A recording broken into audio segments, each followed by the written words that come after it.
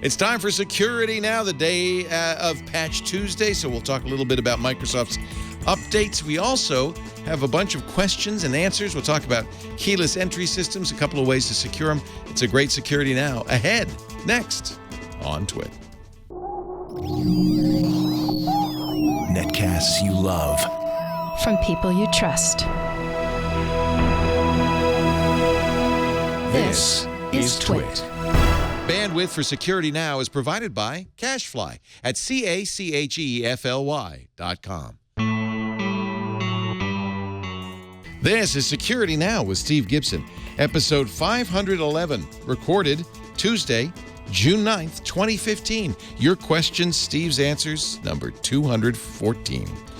Security Now is brought to you by Casper, an online retailer of premium mattresses for a fraction of the price, because everyone deserves a great night's sleep. Get $50 off any mattress purchase by visiting Casper.com/SecurityNow and entering the promo code SecurityNow.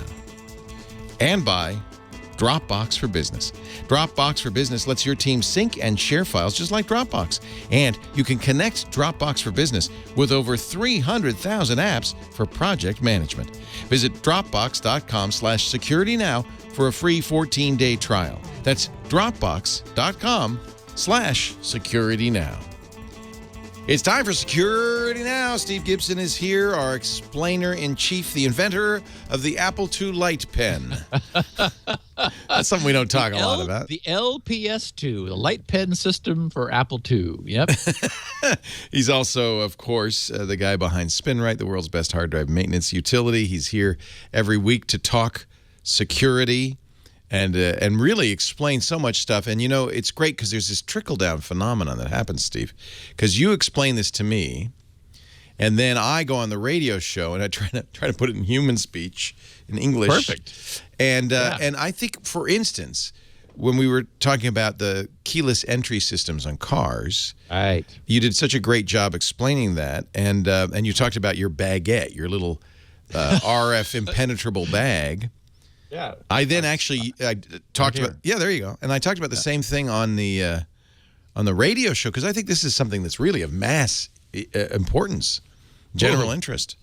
Yeah. And I got a lot of emails, and eventually got a caller from somebody who said, "Where do I get this baguette of which you speak?" And I had to explain. Well, that's a generic term, although it turns out there is a company called Bagalini that makes RFID protection bags. And, of course, and it turns out PU, I was calling it the POO leather, and that's an acronym for some type of leather. Polyethylene something or other. Funny. Or polyurethane or something. Yeah, so PU leather. So that's what PU leather meant. It wasn't the brand. Well, in any event, today, what are we doing today? What's the show about? So we're going to do a Q&A.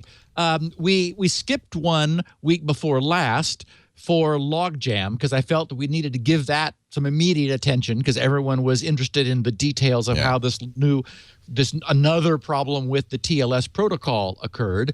And then last week, where there was so much stuff to talk about at the top of the show, we ended up running out of time and didn't even get to our normal batch of questions. So I thought, let's do another Q&A. I have a number of neat topics queued up for the future, and we'll do one of those next week. But today, I thought, let's do another Q&A. We don't have too much to talk about this week, but some interesting stuff. And I have another mind-blowing demo of Squirrel to show. You blew my mind last week. I'm going to do it again. Holy cow. Yep. Great. That's exciting. And we're going to talk about Mr. Robot. Yep. We have some media to discuss, a little update. And, so lots of good stuff. I'll tell you what, let me drop in a commercial here if you don't mind.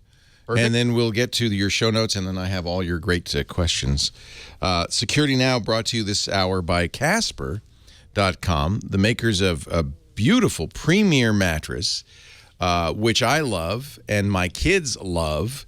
And, in fact, I think my nephew now sleeps on a cat. We're spreading Casper all over because it's so cool.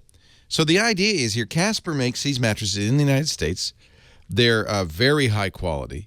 In fact, it's the most comfortable mattress I've ever had. It's memory foam with latex on top. It's firm, but yet it gives a little bit, so you're very comfortable.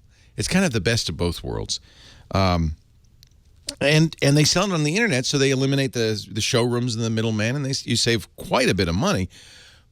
The one thing they've got to fight, and we've talked about this, is people want to lie on it first, and I understand that.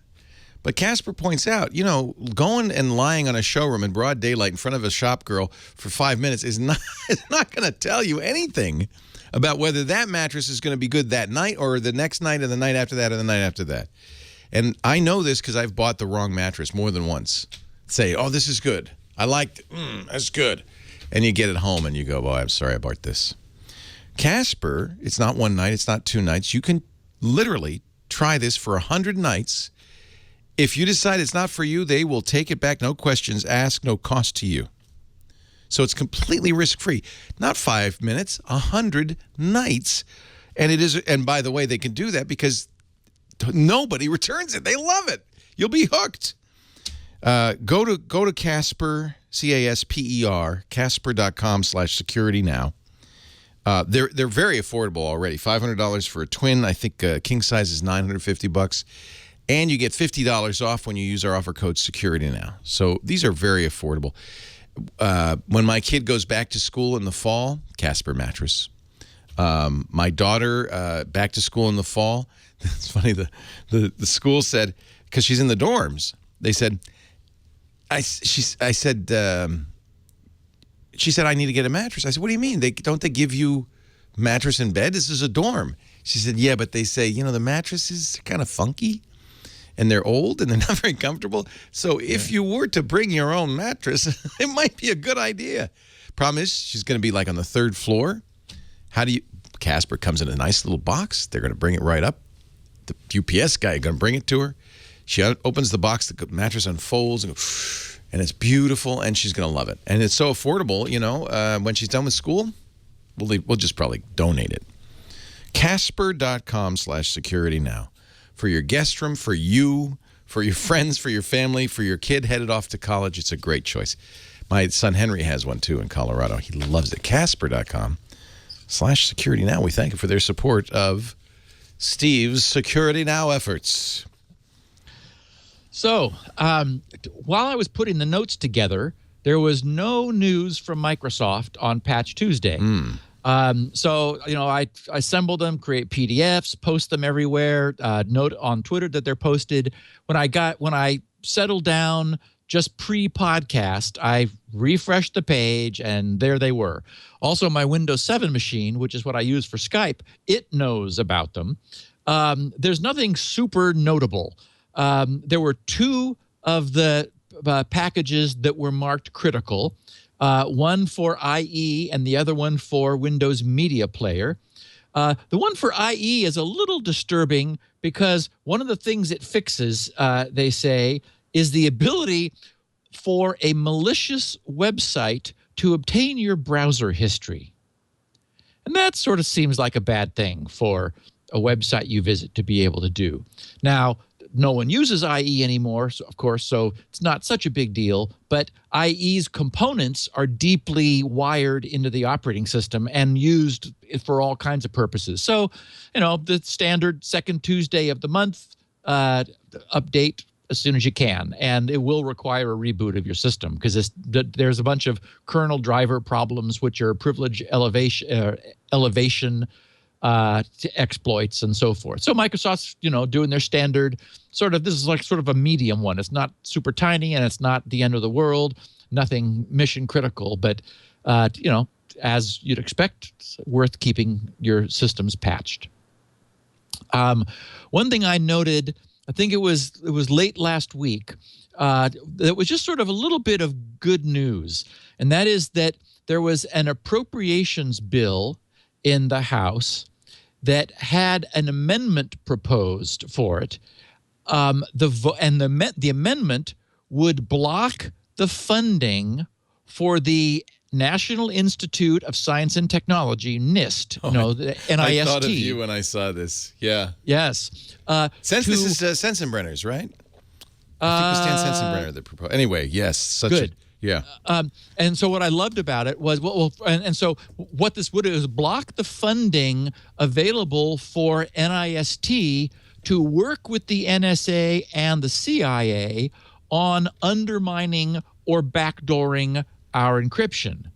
And of course, that's one of the ways Congress has of working its will is it controls the purse strings since it's in charge of the flow of money. But the point was that the vote was 383 in favor with only 43 against. Wow. So it was an overwhelming support for the idea of not having this.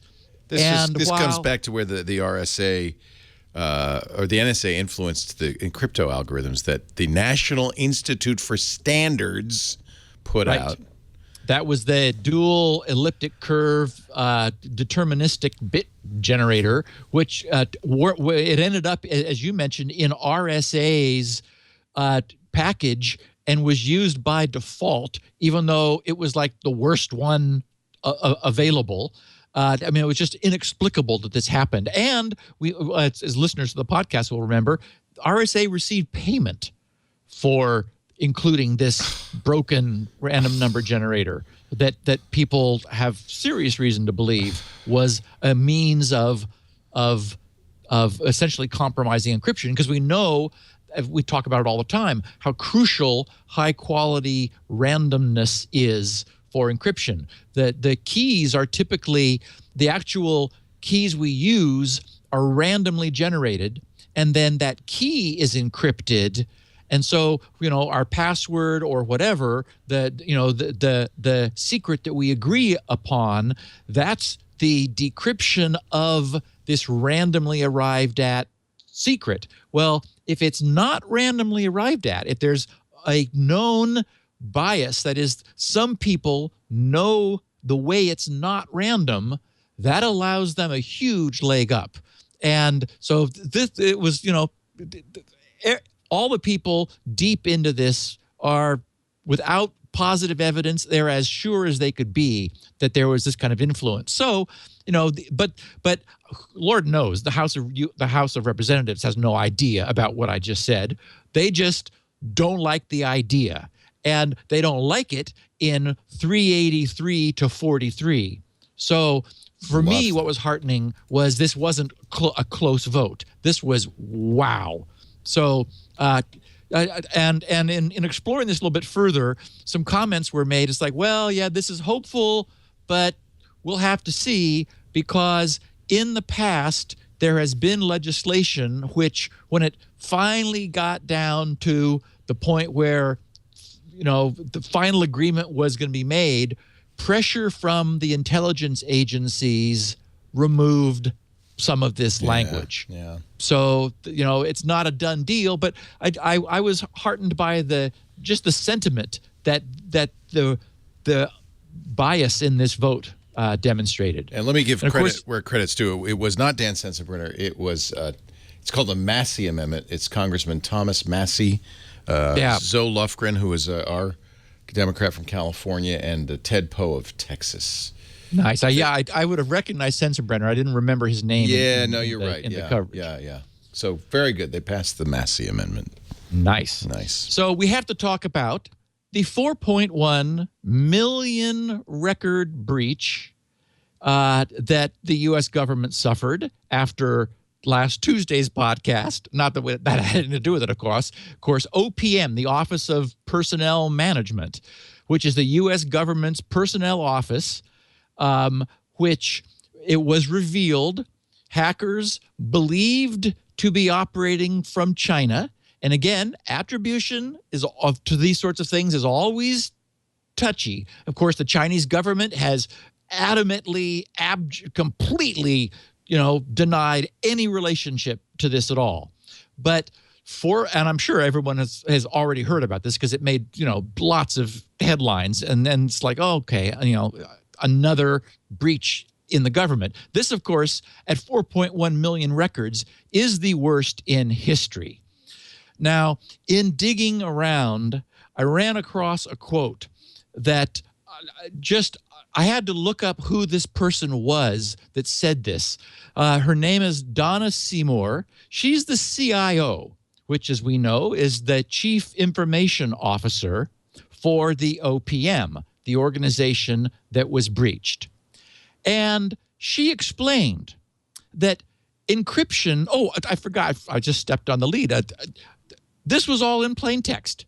None of this was encrypted. The 4.1 million records were not encrypted. And so when asked, wait a minute. Jeez. What? She said, quote, encryption and data obfuscating techniques are new capabilities that we're building into our database. That we just discovered. It's too new. And how old is your PGP, Keelio? It's like 2 decades old, right? Yeah, but, we need to move slowly and carefully here in the government. And encryption, we're still trying to kind of figure that out. And then I just think, yes. And these are the people that want us to turn over a spare set of keys to all of the encryption that we use every day. Boy. They haven't figured out how to plug the cords together yet, but they're not happy that we're way ahead of them and we know how to do encryption out here in the private sector. You just nailed it. You know what? That's what it is. They're scared because everybody else understands this stuff and they don't. Yeah. It's exactly it. Leo, it's too new. It's too new. It's brand new. We're still studying the idea. Yeah. The toner is Oh, no, no toner. It's a dot matrix, I promise you. Wow. Yeah. So NBC News had some coverage of this. I mean, everybody covered it. But I saw this. I caught one little piece that had some fun quotes from people from private sector contractors who work with people like dear Donna on her security at OPM. A guy named Richard Bleck is the CEO of a cybersecurity firm, Secure Channels, and they work with many federal agencies. He said, it's not even the money as much as the process involved. Everything gets caught in government glue, is the way he phrased it. And he said, I've worked with these government glue. I've worked with these guys, and you have to go through layers and layers of groups and committees to get anything done. He says it practically takes an act of Congress to change the computer system.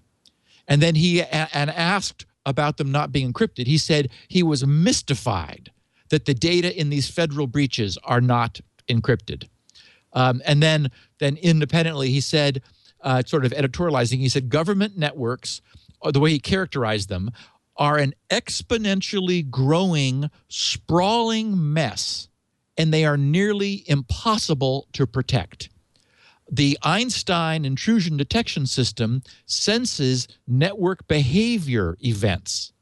But if you don't know what's normal, how can you ever detect what's abnormal? And so, there you go. Again, we get this, it shouldn't surprise anybody. Have you been to the DMV? So, this is the way the government is. And so there was some rush a decade ago to computerize. Oh, we have to go online. The internet seems to be real. Like, it's not a fad after all. And so all this happened before privacy became an issue. And as you probably know, Leo, if you follow any of the stories, this 4.1 million records goes back decades. This is not like today's records. This is old stuff that was moved online, never encrypted. And now the system is it's essentially too big to manage. They have a difficult time detecting intrusion because it's such a sprawling mess that, as this guy said, has grown exponentially, that they're really not sure where the pieces are and what information is flowing over what wires. It's just, it grew with no regard for security. And in fact, I read elsewhere someone saying that what often happened is security was then an afterthought. and it was almost too late to fix it.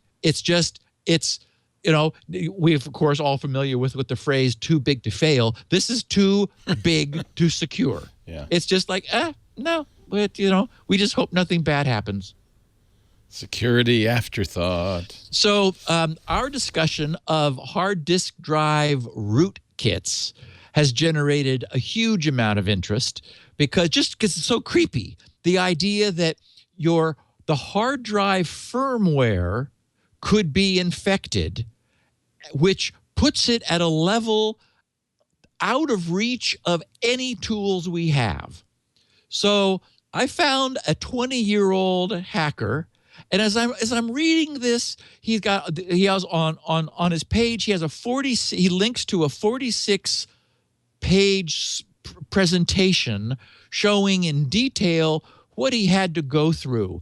And I found myself thinking, you know, if you aimed yourself at a creative pursuit, I mean, he's having a ball doing this. But imagine what he could do if he had guidance. If someone said, hey, here's something like, here's Squirrel. How about, bringing it up on Raspberry Pi? Yeah. We don't have anyone doing Raspberry Pi yet, for example. Instead, what he did was he said, you know, I'm gonna do this. I'm gonna figure this out.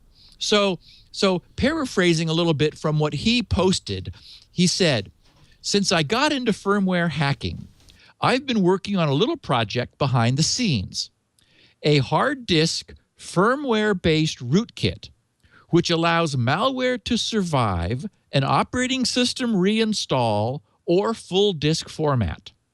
Unfortunately, I can't post a proof of concept for many reasons. People have been contacting me just to tell me not to post it. So instead, I've written a presentation overviewing and explaining the rootkit, which I've dubbed MT because his site is Malware Tech. It's malwaretech.com. So MT-SBK. SBK stands for Super Persistent Bootkit. And he says the general purpose of MT-SBK is to provide a framework for my previous project, TinyXPB, a demonstration bootkit. This new firmware framework enables my TinyXPB to be stored and loaded from within the hard disk firmware, preventing it from being removed. Antiviruses, operating system reinstalls, or even full disk formats. Nothing gets rid of it. This rootkit is designed for a major brand of hard disk and can infect the firmware from within the operating system with no physical access to the drive required. You do need admin privileges, though. It's also completely undetectable to software running on the host computer. Once it's installed, he writes, the only way to remove MT-SBK is by replacing that hard disk's printed circuit board or connecting an EEPROM programmer directly to the flash chip and reflashing it with the original firmware. So what we've got is the way this industry works. We've seen it before. In the wild, evidence of this already being done by we don't know who was found. We've never found it in a drive because you can't. Once it's in, it's able to protect itself, to block its own visibility. Firmware cannot be read from the interface on purpose because companies consider it proprietary. And what this guy did was to hook equipment directly to the little 8-pin chip on this brand of hard drive and directly read out its contents. He learned ARM machine/assembly language. He figured out how to debug this thing, how to set up a breakpoint so he could check his code. And this is where I'm saying, boy, if only he was aiming at something creative rather than hacking. I mean, this is, he's having fun, but, he's clearly an extremely capable developer. So we went from evidence that this can be done. That news runs throughout the industry. And then independent people start doing it because it can be done. And so he's got it running. Thankfully, he's not posting it as a proof of concept because as the reactions to this when we've talked about it before demonstrated, this is really bad. I mean, this is something you can't get rid of. You can't even know you have. What his code does is it replaces the master boot record only the first time it is read. So when the system comes up and boots, it reads the master boot record. His code watches that come into the cache, essentially the RAM cache on the in the processor on this hard drive motherboard. He replaces that sector on the fly before it heads out to the computer system. So it's a one-time replacement. All successive reads return the normal MBR. So any check, any look at the master boot record, it's fine, except the very first time it is read from the operating system, it ends up being that he's using this to bootstrap the other rootkit that he wrote, which lives outside of the drive. So essentially, he's moved his rootkit, or bootkit as he calls it, from where it would normally be into the firmware, so you can't format it. You can't get rid of it. And it's working. And you'd have to throw the drive out, right? I mean, what would you... I guess you could rewrite the firmware. If drives still cost $1,000, then, yeah, you might take the time to rewrite the firmware. But, if you absolutely knew this was bad, I think you just toss it. Drives are so cheap these days. It's like, this is an evil drive. We're not going to use this. But you certainly could flash over the existing firmware. Does any existing anti-malware software look at firmware? No, it can't. The firmware is... Oh, it's prior to the software. The firmware has no commands that allows it to be read out. And so you reverse engineer it by accessing the ROM directly. You read the ROM contents directly. And that's the Achilles heel of the current design. The firmware is sitting in a little separate 8-pin chip, standard available EEPROM chip. When what they need to do is move the firmware into the processor so that now it's an integrated unit, and so you don't have a bus between the external firmware memory and the processor. If there's a bus, you can tap the bus and see what's going by.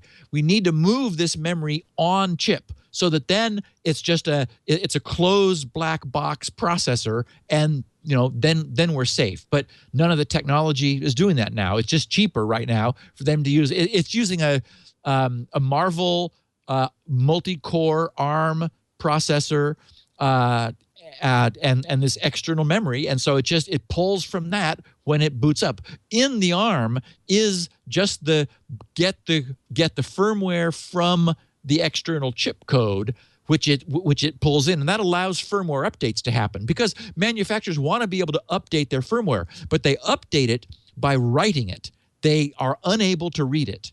So consequently, no AV software is able to detect it. The only thing you could do if you suspected this, would be to arrange to be the first read of the boot sector.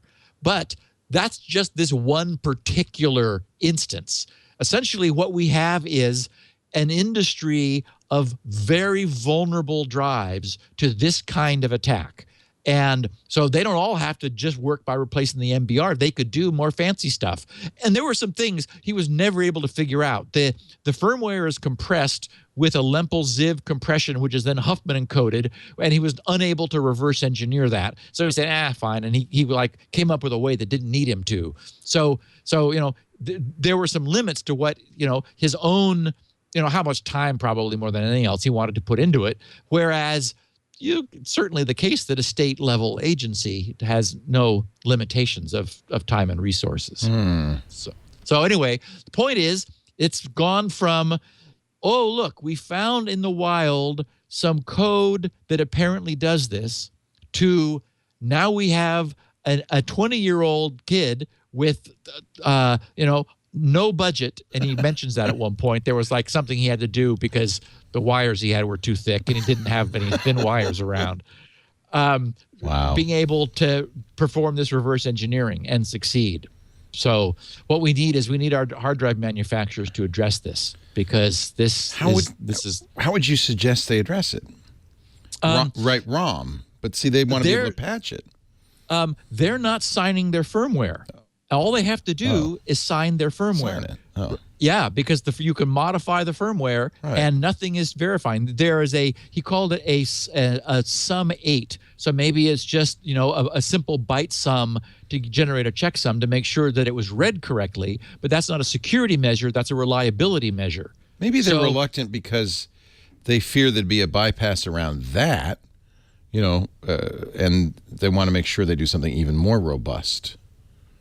Yeah, the right answer is to invest in moving the firmware on chip. Right. Don't have it be a separate chip where it is available for having it sucked out into a code analyzer, and he used IDA to disassemble it and create a flow graph, and just sort of sat there learning ARM assembly language and figured it all out.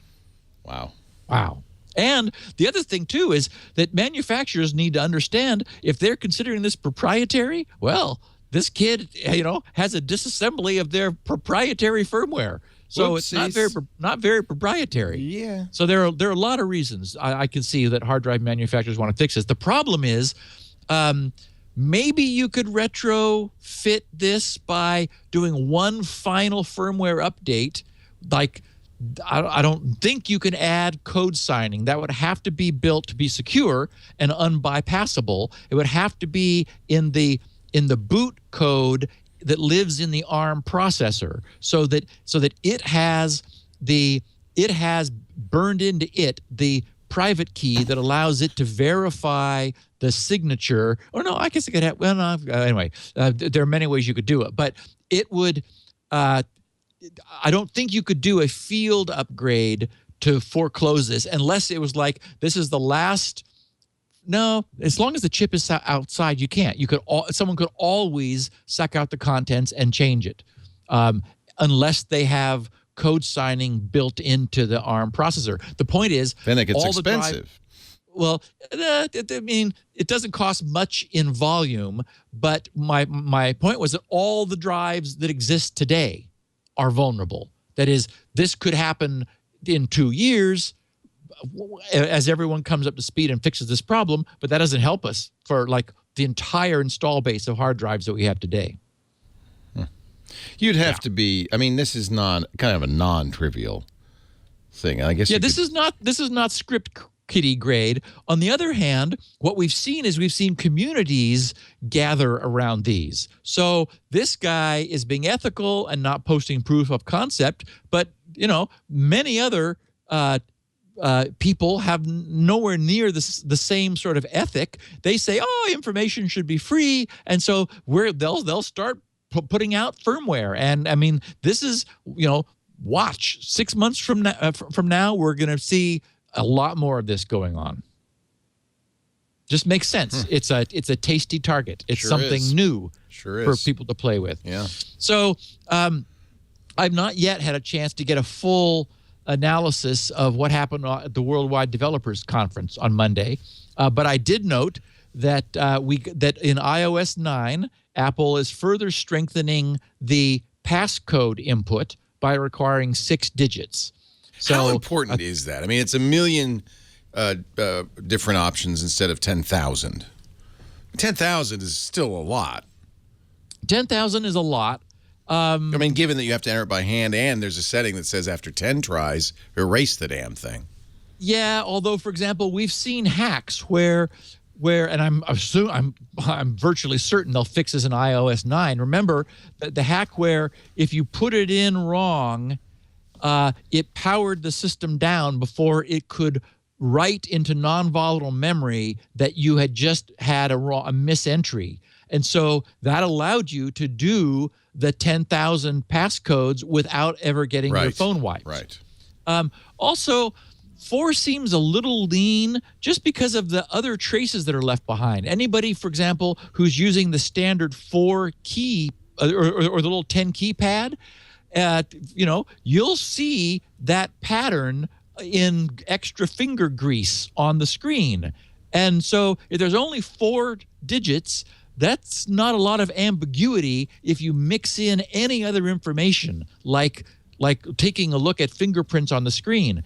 What I do is I always switch mine into alpha mode, and then at least I'm not dealing with a 10-key pad. I still have a relatively short phrase because I don't want to burden myself, and I maintain pretty good control of my phone, and I have Touch ID, which is what I normally use. But of course, after a power cycle or an update, you need to give it your unlock code again.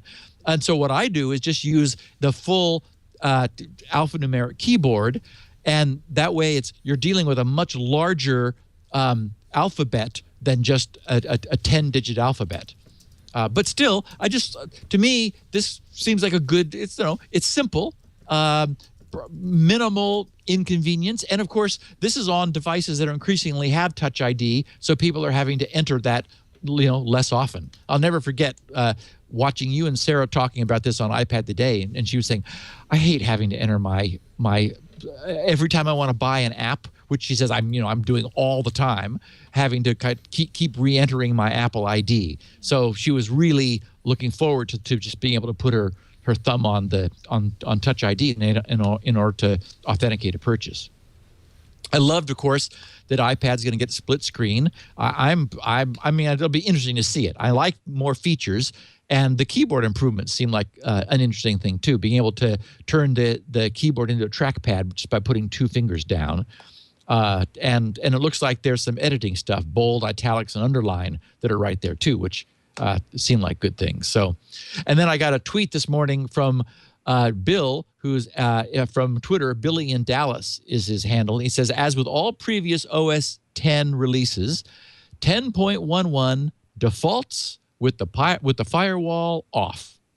So it's like, well, that's too bad. It would be nice if the Mac started shipping with that on, but maybe they're concerned. Yeah, it's off, and I think, I mean, I turn it on the first thing I do, but I also turn on hard drive encryption first thing I do. But right, it would cause problems. People's stuff wouldn't work, and something would break. Yeah. And the industry is getting a new certificate authority. Amazon has applied to become a CA. Yep. There's an existing organization, the Amazon PKI, the public key infrastructure, will be run by Amazon Web Services, and I guess it makes sense that Amazon, that is developing such a web presence, would want to offer certs. However, it's not just for their properties. Because Mozilla and Android root stores and the Mozilla and Android processes are public, Amazon is publicly known to have applied to be included in Mozilla's and Android root stores. Microsoft and Apple applications are not public, but it seems almost certain that Amazon has applied there too. So they're intending, in their little statement of application, they've said that they plan to offer standard and EV certs, which will be able to function for server authentication, client authentication, email signing and encryption, and code signing. So sort of the core main certificate roles that we see most often. And so before long, we'll be talking about Amazon as a new CA. And speaking of new CAs, and these are all available to the general public without any restrictions. We don't know, no idea yet what their time frame is, what the schedule. It's not been officially announced, as far as I know. It's just been people picked up on the submission of the application to Mozilla and Android, and said, interesting. Why not? Amazon's going to be a CA. I mean, exactly. Yeah. I mean, and it fits in with their whole AWS stuff. Yeah. Then last Thursday, a signing party was held by let'sencrypt.org. They generated their root and intermediate certificates. Our listeners will remember that Let's Encrypt is this interesting effort that is getting ready to launch. We were, at the beginning of the year, we were talking about it being, sometime like in the summer of 2015 was when it was expected, and this is another step in that direction. So this is them generating their, because Let's Encrypt will also be a certificate authority, and that's the one that uses this automated agent to work with an on-the-wire protocol, so that your server, a web server, is able to say to Let's Encrypt, I need a certificate. Let's Encrypt sends back a challenge and says, prove me you own this domain that you're asking for a certificate for by putting the following blob on your root or wherever. And then the site, the server that is in control of the domain does that, says, okay, it's there. Let's Encrypt verifies its presence, verifies that it has control of that domain, and says, okay, good, here's your certificate. And again, the agent does all of the configuration and cert installation, making this just virtually painless, in addition to it to being free. So for all this to happen, the Let's Encrypt certs have to be trusted by all the browsers that will be connecting to servers who are getting their certs from Let's Encrypt. So they generated a root certificate for themselves, and that's a cert which is self-signed. The root cert is self-signed. And in following standard best practices, they then generated what's called an authority, that is an intermediate certificate that allow, and that one is signed by their root certificate, and that intermediate is able to issue certificates. That allows them to put the root in deep freeze, in a safe, absolutely, so it's absolutely protected and is never exposed. And the essentially the worker certificate is the intermediate one, which then is used to sign the certificates of the websites that apply. Problem is, on like day 0, we don't trust this root. It was made last Thursday. Nobody even knows about it. So what they did to solve that problem is they cross-signed. IdenTrust is a well-known sort of industrial certificate authority that is already in everybody's root store. So IdenTrust also signed this intermediate certificate, so that not only is the Let's Encrypt root signing it, but so does IdenTrust. So what that means is that from day 1, as the actual Let's Encrypt root is propagating out into all of the root stores of the various entities that need to trust it. And that, this is not just browsers. Browsers are, of course, what we think of for web surfing, but encryption is used by appliances and all kinds of things that have root stores. So the idea is we need those things that have their root store updated much less often than our consumer browsers do, which is almost on a daily basis. We need them to be trusted. So IdenTrust gives that intermediate certificate some credibility from day 0, and then over time, the Let's Encrypt root will get propagated out into our browsers.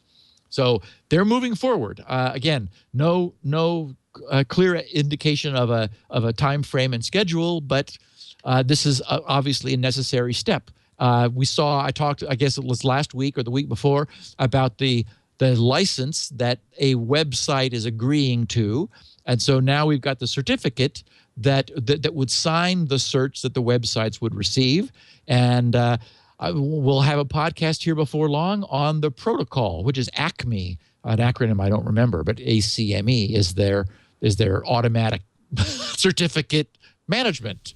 I think the Wile E. Coyote used to use them. Yeah. Yeah. And I got a kick out of this. It turns out that this was inevitable. But in pursuing this story of the UK selling off now beginning to sell off unused blocks of its own IPv4 address space. A broker surfaced. So the story, the BBC carried the story that the UK government has started selling off internet address blocks, that is IPv4, the existing space. And we've talked about before how it's vanishingly available. It's getting scarce. Was it Egypt that was buying them? I can't remember now, but there is now a market that never existed before. When you could just ask your local internet IP source, RIPE or Internet or whomever, for a block, and they say, "Oh yeah, here you go. How many do you need? Okay, here you go." Well, obviously you're not going to pay for them because they're free. It is a weird sort of thing that what was once given freely is now a profit center, and I don't quite get that whole logic, but okay. So the first group of 150,000 IPv4 addresses were snatched up by a Norwegian firm called Altibox, and for which they paid about £600,000. And I didn't convert that to dollars, but that's a lot of money. And apparently, if the UK government sells off all of the certificate of the surplus addresses it owns, it's estimated that at today's IPv4 value, it feels like we're talking about bitcoins because it's ephemeral. Alexa says, by the way, that's $917,000. 917,000. Okay, so just shy of $1 million for this 150,000 IPs. It's pretty cool. I asked Alexa, and she Alexa, how many US dollars is 600,000 British pounds? Let's see if she can answer it again. Sorry, I can't find the answer. Oh, it's funny. I must have misstated it but she said it once before. Cool. I'm sorry, Dr. Mom's mad at me because her Alexa wakes up too. I'm sorry. Go ahead. Everybody put a towel over your Alexas while the podcast is going on. So anyway, the UK government could get up to £15 million. So that sounds like what? Like maybe $20 million, something like that. Okay, so here's the background. In 1993, so what's that? 22 years ago, they obtained a Class A network. That is the Department of Work and Pensions in 1993. So, okay, it's 22 years ago. That's that was the beginning, a Class A network. I didn't look up like what their number is, but what a Class A, of course, is that first number. How IP addresses are A.B.C.E. Wait, A.B.C.D, where that first one is the Class A network. So they own all IP addresses. That is this one, the Department of Work and Pensions in the UK owns all of the IPv4 addresses starting with some number, whatever it is.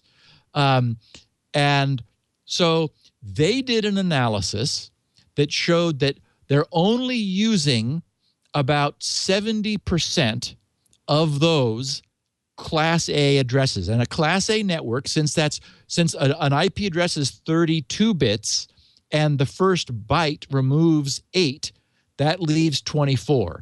So 2 to the power of 24 is 16,777,216 IP addresses. They're using 70% of those, and that leaves the difference, about 5 million free for disposal. Now, I don't know. My take is this is too early to sell. We're going to see an escalation in IPv4 costs because people really would rather pay than switch.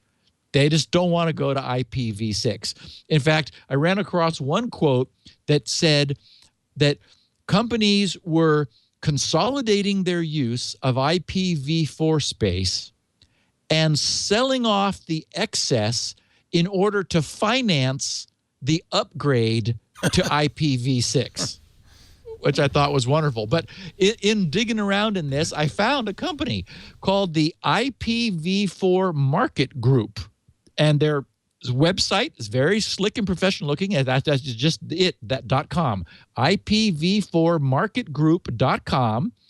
And this is an international broker of IPv4 addresses.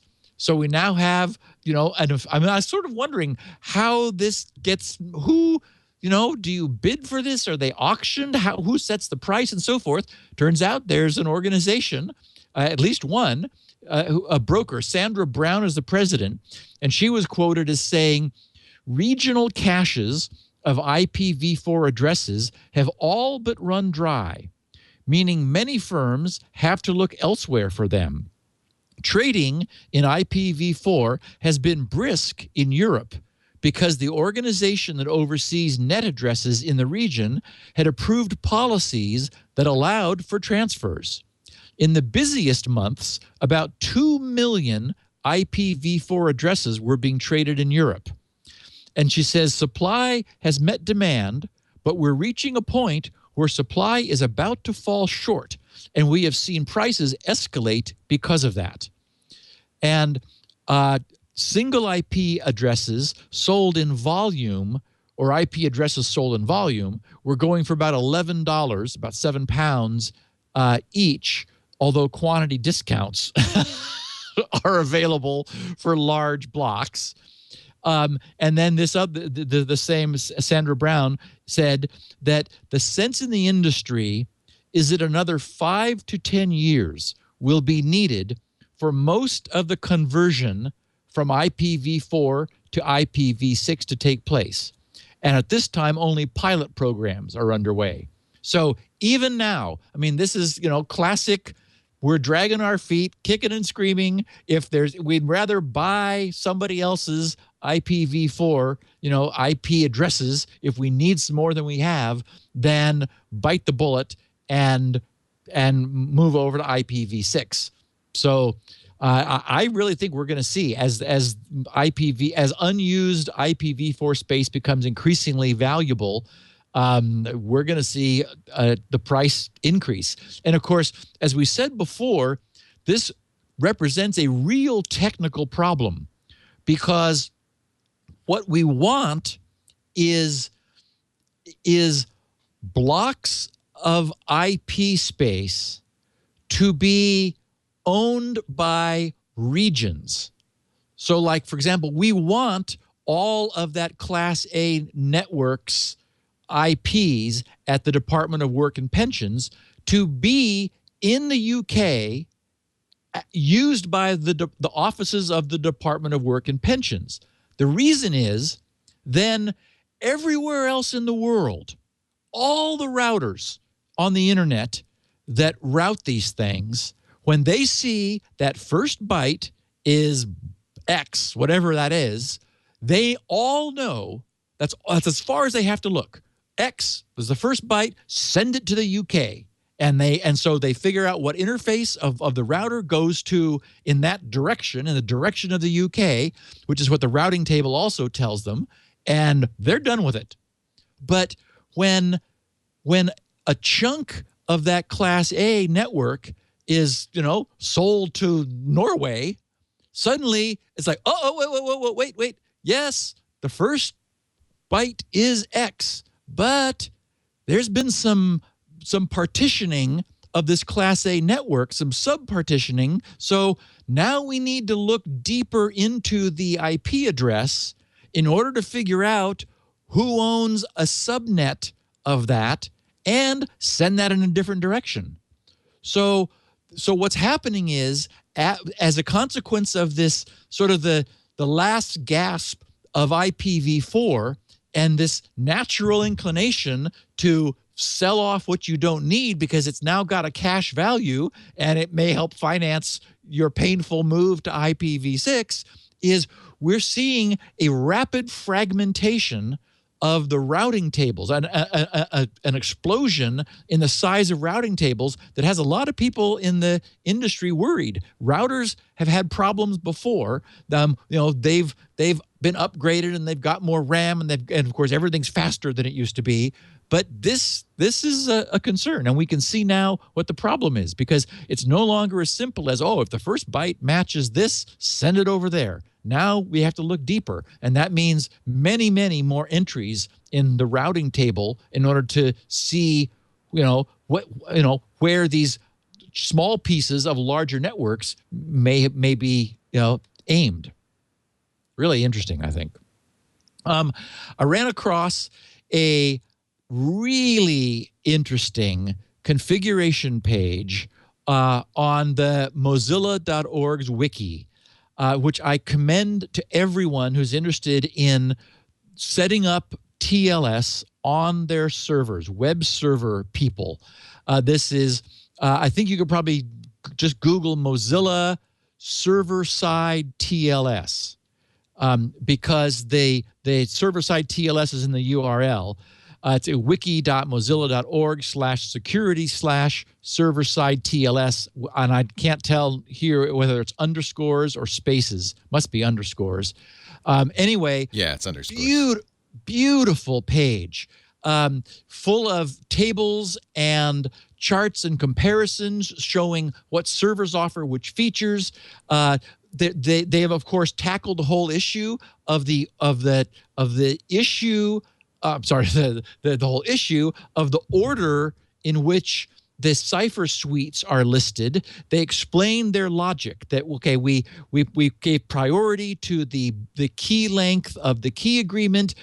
Then the next in line for priority is the encryption or authentication or whatever. It's all laid out there. Not only what Mozilla's recommended configuration is for the cipher suite ordering, but why they chose it, how they chose it. Anyway, I just think anybody who's, I know that there's been a lot of interest in my own list that I created for my Windows server, which is unfortunately due to a 1K character constraint, which is really annoying. I had to go through and remove things I wished I had. I wished I could keep, because I had to stay within this 1K total string length for all of the names of the server suites. And they're not small names. They're long, multi-hyphenated things. But that's how I curated my own list for my server. Anyway, I just think people would enjoy it. A real quick note, we talked about the various forms of energy for powering vehicles, and I mentioned supercapacitors. In the news again was a different article talking about a breakthrough in the lab, still not commercial, but that's where these things start, of a graphene-based supercapacitor. And of course, many people are looking at graphene because it's so it allows for such a high capacity capacitor, essentially. What this article had that I just wanted to share was some numbers that were lacking from our discussion last week. Today's lithium ion batteries, which we would like to meet or exceed, are around 200 watt hours per kilogram. So that's the energy, watt hours is how many watts you can pull for an hour, or how many hours you can pull a watt, essentially. So 200 watt hours per kilogram for today's best lithium ion. All previous supercapacitors have been about on the order of the high 20s or low 30s in watt hours per kilogram. So compared to 200, better than a tenth, but still falling far short of what we need. In the lab, these guys have built a prototype graphene-based supercapacitor, which is delivering 131 watt hours per kilogram. So while still not where lithium ion is, really getting close. 131 versus 200 for lithium ion. So, and of course, I'm a proponent of supercapacitors, as we know. They are ageless.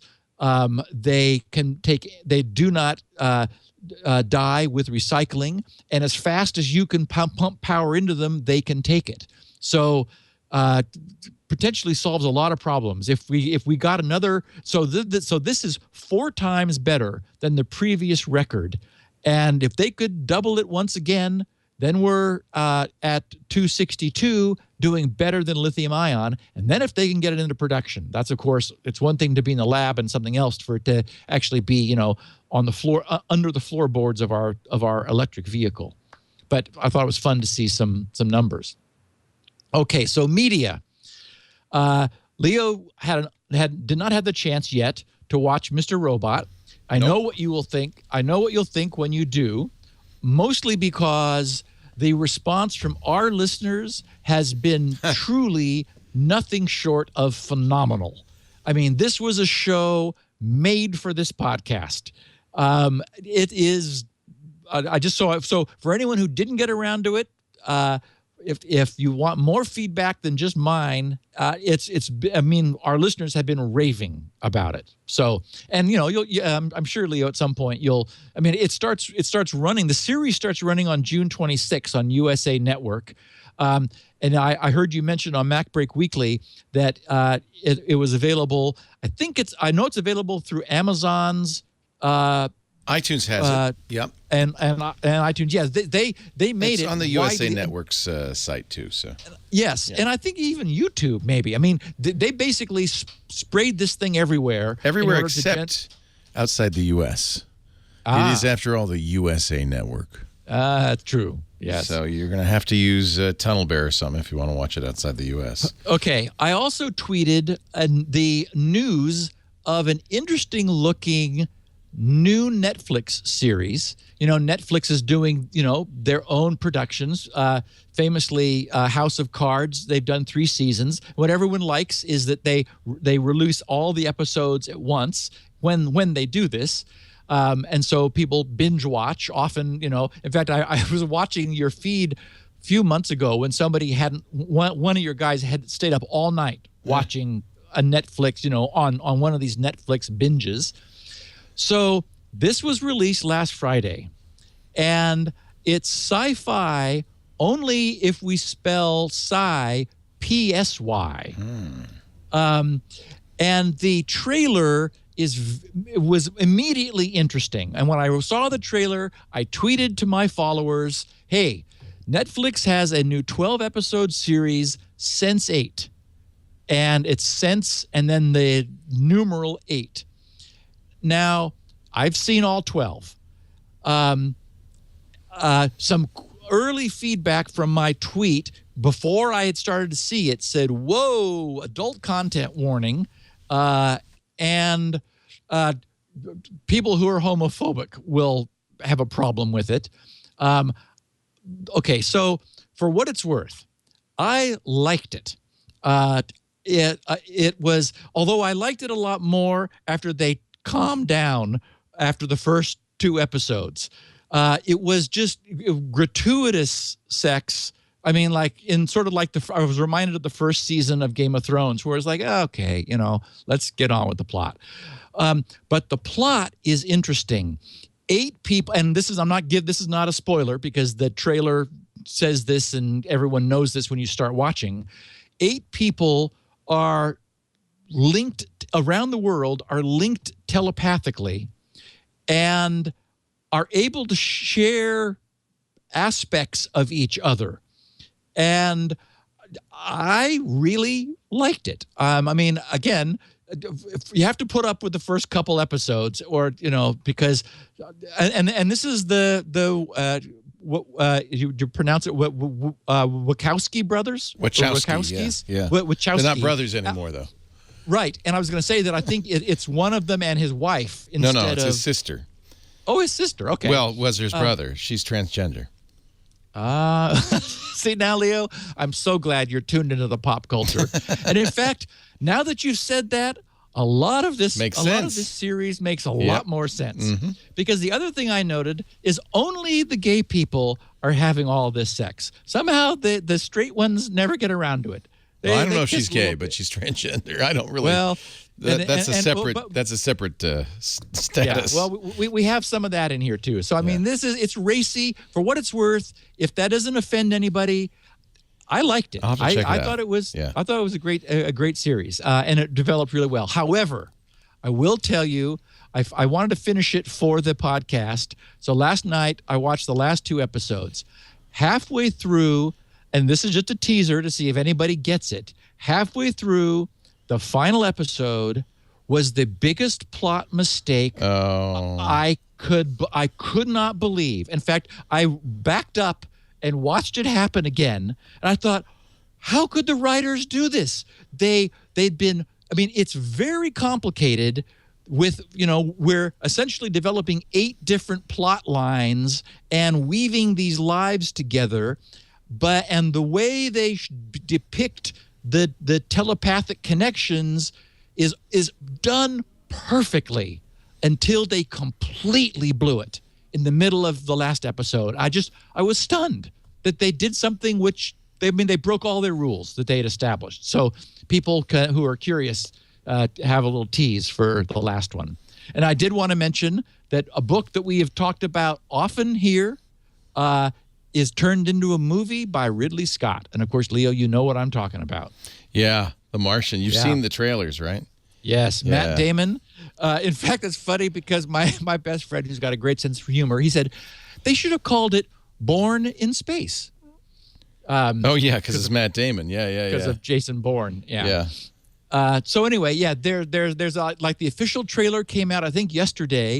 And then there was this other weird sort of getting ready to launch. He's sending like a postcard back to Earth. And so there's 2 different things on YouTube. I have the links in the show notes if anyone can't find them. But so I think there's a trailer and there's a viral video.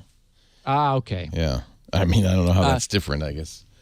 Yeah, but it's officially produced. Yeah. So it was somebody. The video postcard's a viral video, and then the rest is a trailer. Yeah. Okay. Yeah. Born and of course, in space. And everyone knows that The Martian is the story of an intrepid astronaut who gets left behind, and his story of survival. So, and many people are worried that the movie will not live up to the book. I think it's going to be different. Clear. Yeah. So, and I may have heard you say, and I completely concur, read the book first. Yeah. I mean, I will, it just goes without saying. Now I always take the trouble of reading the book first. Yeah. It's always so much better. Jurassic Park, the book, and in fact, when I was watching the movie, I was like, wait. They left that out? Yeah. You can't. You need got that. 2 hours. Yeah. At most. Yeah. Yeah, but it's still fun to see it come to life. I now want to explain something. Okay. Which I confused people with. Last week, I used my phone to log into your computer through Squirrel. Right. By letting the phone see the QR code, which you were transmitting to me over Skype. Right. Which has a cool use case. But a lot of people said, wait a minute. Why would I want to do that? Why would I want to do that? Yeah. That was one. And the other is, but I don't have a smartphone. I have to carry this thing needs a smartphone. I have to carry a phone with me. I don't use a phone, or I don't have it with me, most of the time. So I said, okay, we need part 2 of mind-blowing Squirrel demo. So here's my iPad. Okay. And now here's my iPad turned on. Okay. And here we have I see a QR code. Yes. The QR code, the QR code on that you would see on any Squirrel-based website. Right. I do this. You tap the QR code. A little squirrel pops up. Yes. I can't quite read what that says. It says it's confirming that I want to log on to GRC. Okay. And I am now logged on to GRC. And that's how most people will use it. Yes. So what that essentially means is what I showed before we call cross-device login, where the device you are authenticating with, your smartphone, is not the device that you're actually logging into. So it's cross-device. But and this is Jeff Arthur's same client. It can scan a QR code from any screen where it's displayed, or you tap the QR code, because we wrap the QR code in an href tag. By the way, you can also click it with your mouse. People are saying, but I don't have a touch screen. Okay, click it with your mouse. Yes, and in fact, I wanted to demonstrate that user experience. I've been writing a Windows client, so it lives in Windows. And what happens is, as Jeff did there on iOS. Oh, and by the way, that also works on the iPhone. You tap the QR code on the iPhone, and you're logged in, which is the way it's all. I mean, 99.9% of the time, that's the way you're going to be logging in. It's like clicking a button and saying, "I'm here." It is, and it somehow identifies you. Yes, and you and I will be going over that in detail when we do the full demo.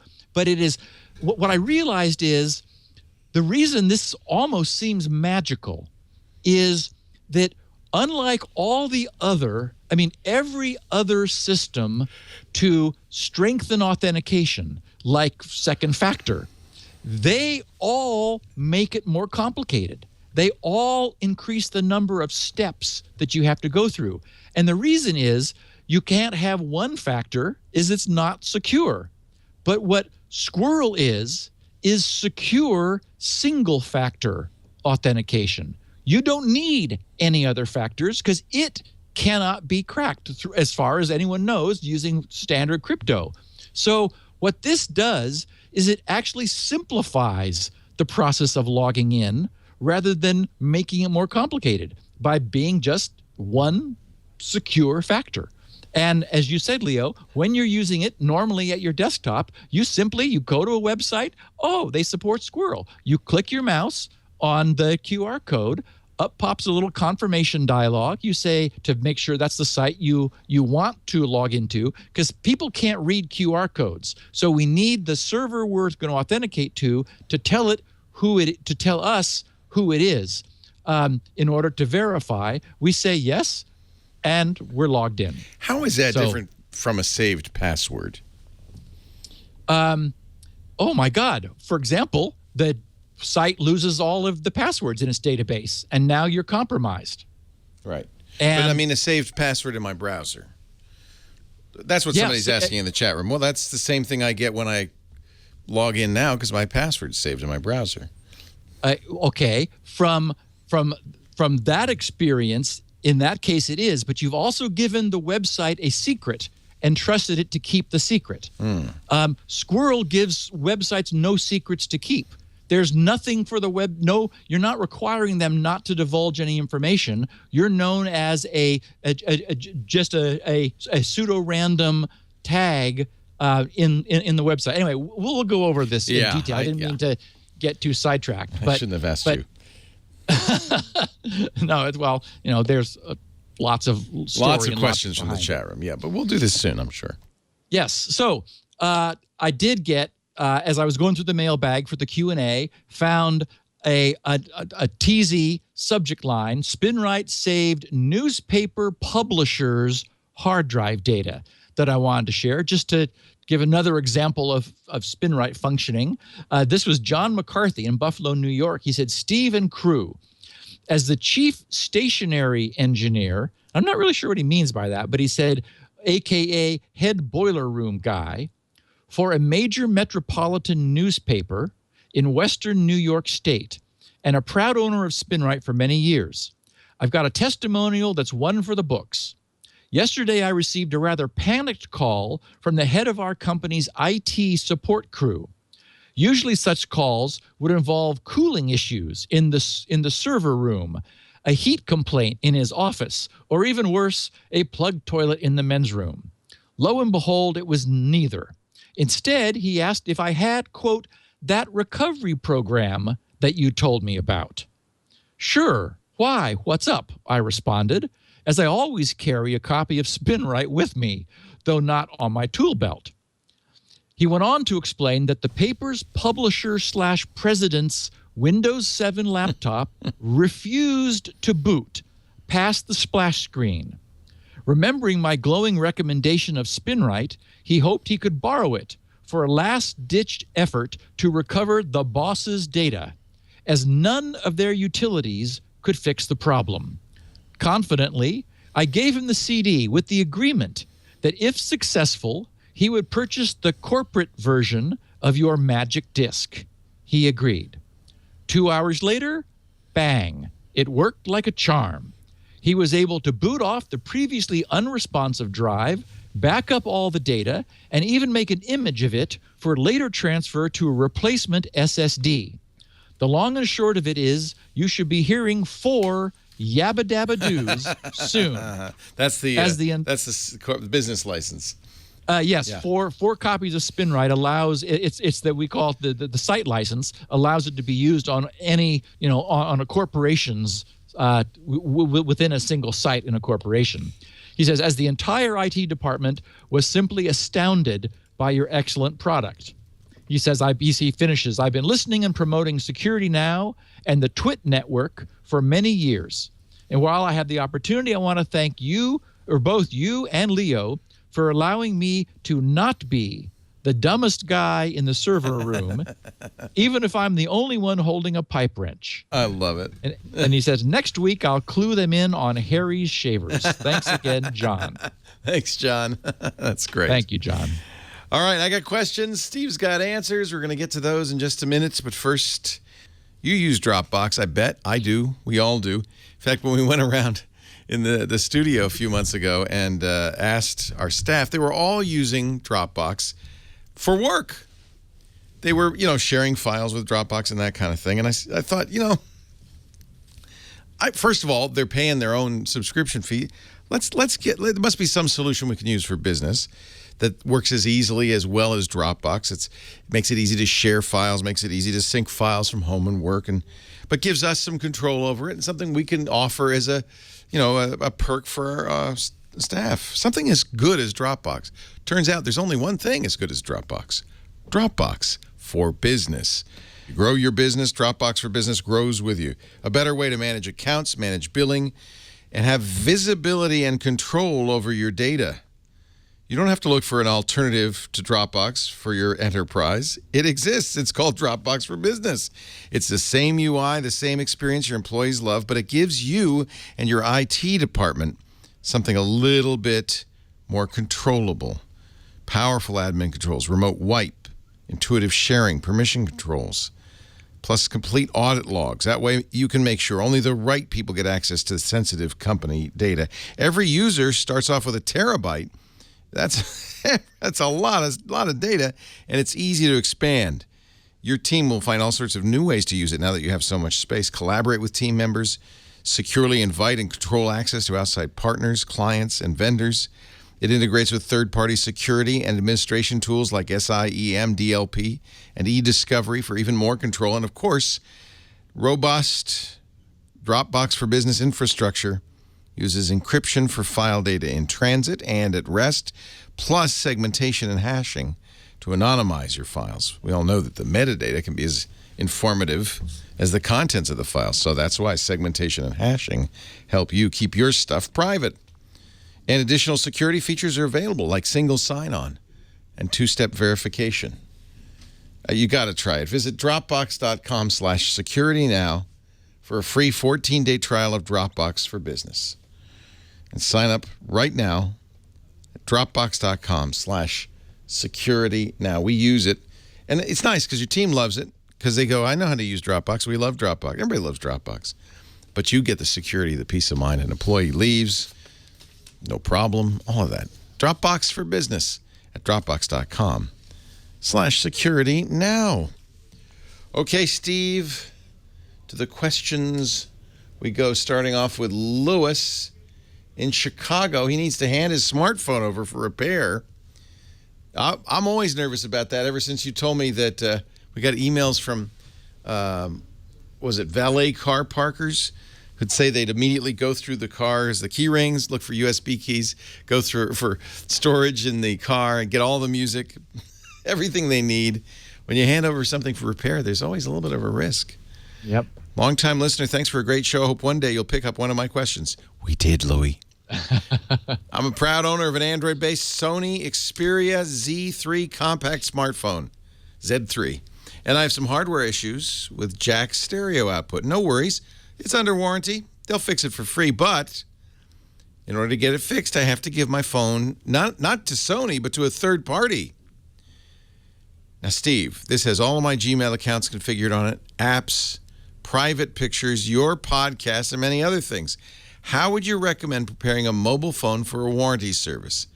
My issue is hardware related, so it might get fixed, or maybe I'll have my phone replaced with a new one while the old device disappears somewhere with all that private data on it. I can reset it to the factory setting, but I know it's not enough. Any other good practices, tools? What should I do? Lewis in Chicago. So this is closely related to a topic we've talked about with SSDs, and the trick is I see that over in the acronym world, it's called FDE, specifically full disk encryption, and it's been available, I think, since Android 3, but the problem is there has not been hardware assist for the encryption. So the Nexus 6 does this when it came out with Lollipop on it, and everybody complained because the hard drive, the storage access speed was so slow. Right. So I was wondering, Leo, if for an update from you on the state of the Android hardware platform. Apparently, Qualcomm. The Qualcomm chips used in many of these smartphones has an encryption engine in it, but for whatever reason, Android is not using it. So there's acceleration available, which is not being taken advantage of. Over in the iOS space, of course, we know that Apple put in hardware encryption of the mass storage so that everything is encrypted as it's written and then decrypted as it's read. And the advantage of that, and the same advantage if you were using Android with full drive encryption or full disk encryption, is that when you wipe the disk and you wipe those keys, even if there was residual data there, it's gibberish, it's noise, it's not useful to anyone else. Yeah, so I'm sure Google will address this in Android M. Because they're obviously aware of it. The Nexus 6, which is a Google platform phone, has encryption turned on before you even get it. By default. By default. Right. And in fact, there's no way to turn it off, which is one of the things people hate about the Nexus 6 because it really does slow down disk access without hardware support. Right. I mean, it's terrible. But I make a matter of a habit whenever I get a new phone to turn on encryption immediately because, of course, if you don't, there's always the risk. Yep. Yeah, something might leak. Yep. Right. Yeah. The wear leveling that's going on could swap out an unencrypted piece of memory that's still technically there. So ideally, exactly as you said, Leo, the first thing a smartphone user wants to do is turn on full disk encryption so that all the customization that they do of their accounts and usernames and everything is being encrypted. One thing Lewis could do now. Well, let me tell you an answer here real quickly, because if you use a Samsung phone, and by the way, Samsung phones are the first phones to be approved for government use, I think, with the DoD, and Google has said we're going to borrow this technology or we're going to license it from Samsung. They have this Knox feature, which does, in fact, you kind of want a TPM, right? What Microsoft did with Windows, the Trusted Platform module. You would like your keys to be kept really safe. Right. And that's one thing Knox does, is it has a secure encryption. It has hardware-assisted trust zone integrity management, trusted boot, secure boot, I don't know. I'm not really clear looking at this, and maybe if you look at it, you could tell if it's full disk. If the full disk encryption is hardware supported, all Android devices will do full disk encryption. But what you said, and I agree, is you want hardware support for this, so it doesn't slow you down. But I would bet it does. I would bet it does. They've done. This is so strong what they've done, and it's really. I mean, down to the point where you can't modify the firmware on the phone without tripping the Knox lock, and it'll say, hey, you can't, for instance, use Samsung's secure payment stuff, much like Apple does. But I can't, on-device encryption, cipher algorithm. I don't, you want to see it being hardware, right? And you want to say like full disk encryption, right, as opposed to, some acronym we're not seeing, but. Yeah. Well, and so for Lewis, I suspect there are solutions, but I just can't verify. Yeah, for Lewis, if for what it's worth, Lewis, if by some chance you had, if your phone wasn't, first of all, how old is the Sony Xperia Z3 compact? That's brand new. Imagine? That's pretty new. Oh, okay. So would you imagine it defaults to being encrypted? No. And I think that this was the big deal. Nexus 6 was the first Android phone to default to being encrypted, and nobody's done it since. So because of the mistake, it was recognized as a mistake. Yeah. So Lewis, your phone is probably not encrypted now. One thing you could do would be to turn on full disk encryption, which is going to scramble the entire drive. It's going to overwrite all of the plain text, all of the stuff that's in the clear, with its cryptographic equivalent, essentially, in order just to make it illegible. It's a nice way of like wiping and like cryptographically wiping, secure wiping existing storage that is not encrypted. Then if there is a wipe function, do Androids have like a reinitialize, forget all of my keys? Yeah, I don't know if it's a secure erase. Well, it doesn't have to be, because if he's encrypted it, it will certainly erase the encryption keys. Right. And that's all you want. Turns you want to encrypt gibberish. it. Yeah, encrypting it turns into gibberish, and then erasing the encryption keys means the gibberish remains gibberish. Right. And that's better. I mean, if there is a secure wipe, that would be something you could also do to prep it for untrusted parties having access to it. But if a secure wipe is not available, encrypt it, then do a secure wipe. If by any chance it is already encrypted, then just do a wipe, and it'll be safe. Of course, this is something Apple does do. It's encrypted right out of the box, so you don't have to worry about it. I remember Google saying they were going to do this, and I just can't remember with which version of Android they turned this on. My guess is it's M, not the current version, Lollipop. And we know that then to not be a performance hit, it'll need hardware assist in order to run at the same speed. Right. Yeah. And they probably wouldn't do it until then. Let's move on to the next question, which comes from Funchal, the Madeira Islands in Portugal, where, of course, Madeira wine is made. Marco Silva wonders about Apple's routers. Steve and Leo, listen to the show, love it. Listening since the very beginning, we've been hearing almost weekly about security problems on cheap commodity routers. Would Apple routers like Airport Express be a good alternative to flashing a normal router with OpenWRT, DDWRT, or Tomato? I don't remember hearing Apple routers mentioned on your detailed explanations of the various problems affecting several router brands. And should they be affected by a problem, I think Apple would provide an update almost immediately. Keep up the good work for the next 100 years, Marco. Thank you, Marco. Yeah, I mean, Apple does keep their routers up to date. Absolutely. It was really an interesting question, and it caused me to dig back down, and because it is true. I'm not in my normal course of seeing what's going on and gathering information and news for the podcast. I'm not encountering it. No. So I found a history of CVE exploits and vulnerabilities, and sure enough, the Apple routers are solid. The last known problems were I think, several years ago, and those were non-critical. They were just, we ought to fix this kind of thing, not horrors like open ports of like management being exposed to the internet. And before that, it was 5 years ago. So I thought Marco raised a really good point. If you're somebody who's who wants a turnkey solution, not comfortable for whatever reason doing flashing of firmware and updating to these the various open source alternatives, where we know and believe that they are substantially more secure than than what manufacturers are just dumping into their commodity hardware and not caring about.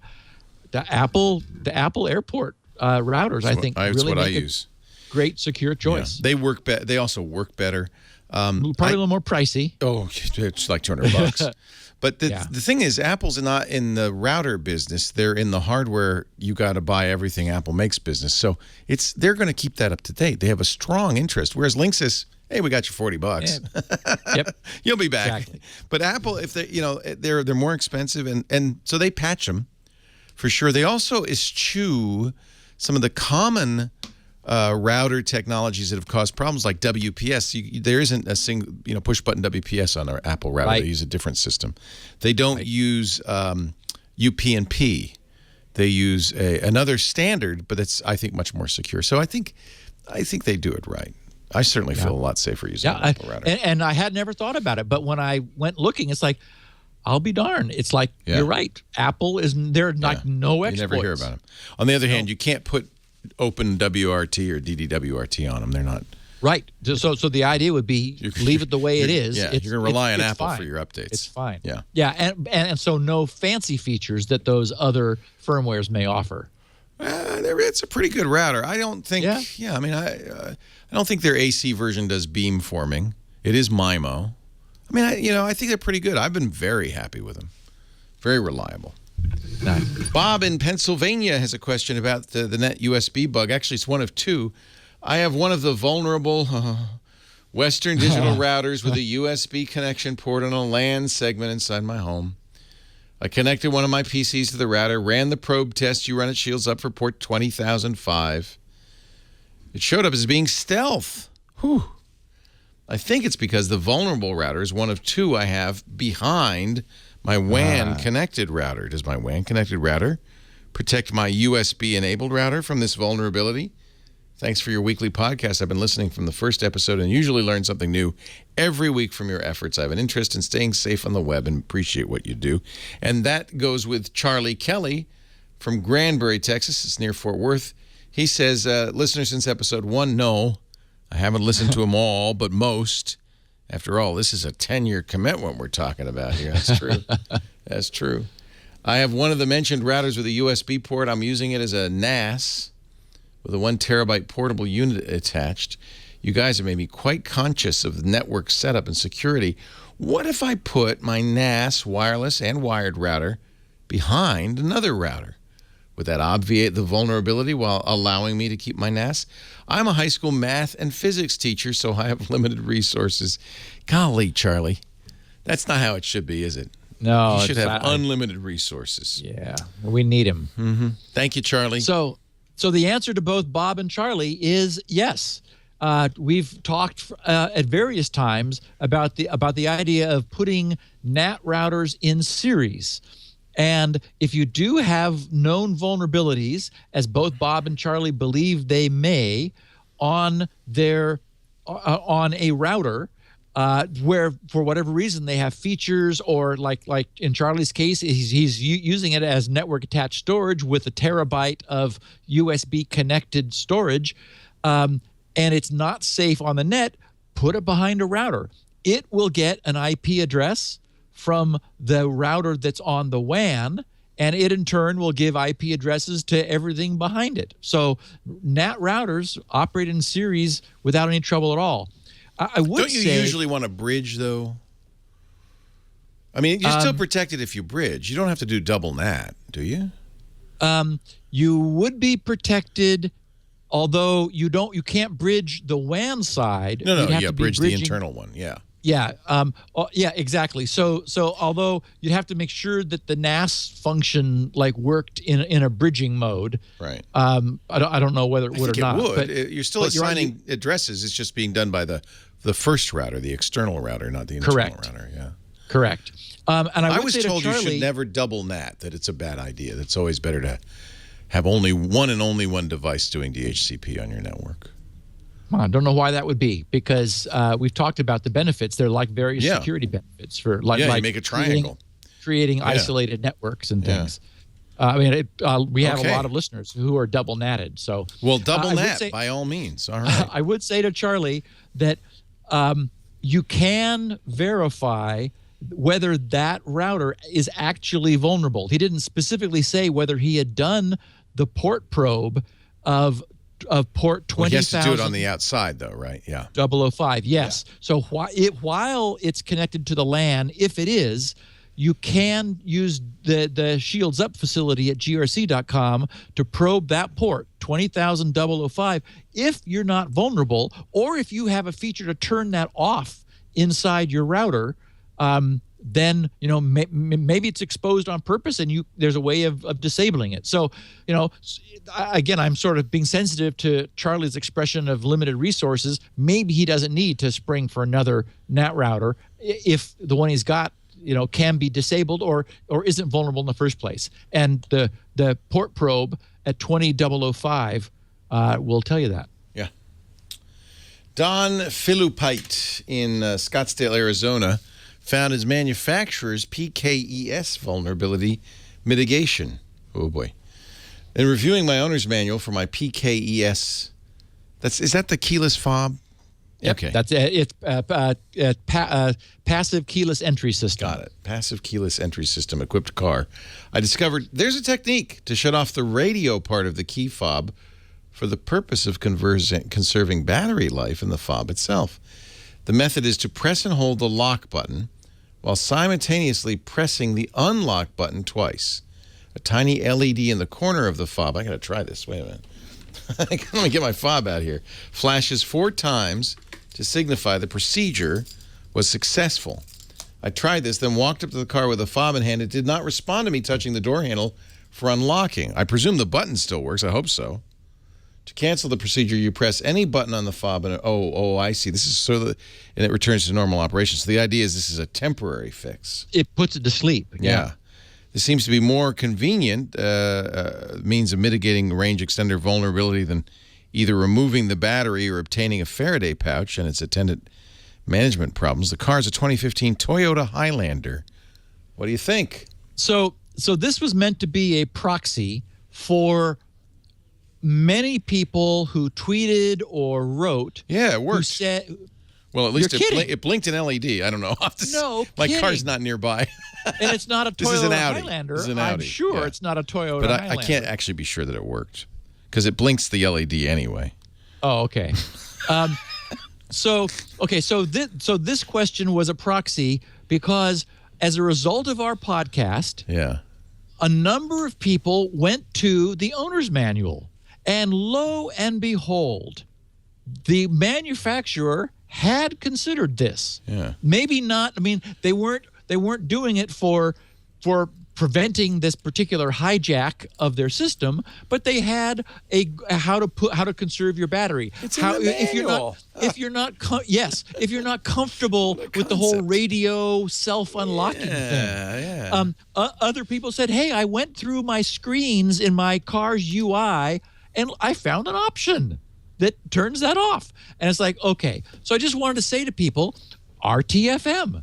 It turns out that if you've got a fancy car, there's I would say better than a 50-50 chance that the manufacturer knows how to help you disable this probably on a basis that you like. Now, frankly, I'm not sure that I think holding down the lock button and pressing unlock a couple times is easier than sort of the idea of it being in the Faraday bag. I just sort of like. It's just, okay, now it can't hear anything. Or get a purse or a briefcase that's lined with that stuff And then when you throw it in your briefcase or your purse, there it is. Yeah, and if you're leaving your keys at home, that's where you leave the little pouch, and you just toss them into the pouch and sort of close the open mouth. But so mostly I wanted to say to people, hey, it didn't occur to me when I was reading when we were discussing this on the podcast, but from the feedback I've had, many, if not, I can't say all, but people are discovering, I'll put it that way,